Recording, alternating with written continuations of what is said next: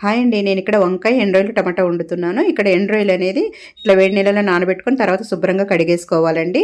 ఇది కూడా చూసారు కదా, కర్రీ కోసం ఇక్కడ బాండీలో నూనె వేశాను. అలాగే 2 ఉల్లిపాయలు వేశానండి. గల్లుప్పు కూడా వేసుకొని ఈ విధంగా ఆయిల్‌లో మిక్స్ అయ్యేలాగా ఫ్రై చేసుకుంటున్నానండి. కొంచెం ఫ్రై అయిపోయిన తర్వాత ఈ ఎండ్రాయిలు శుభ్రంగా కడుక్కొని ఇవి కూడా వేసేసుకోవాలండి. చూసారు కదా, ఇవి కూడా కొంచెం ఆయిల్‌లో వేగాలన్నమాట. ఈ విధంగా వేగిన తర్వాత 2 టమాటాలు చిన్న సైజువి అవి కూడా వేసుకున్నానండి.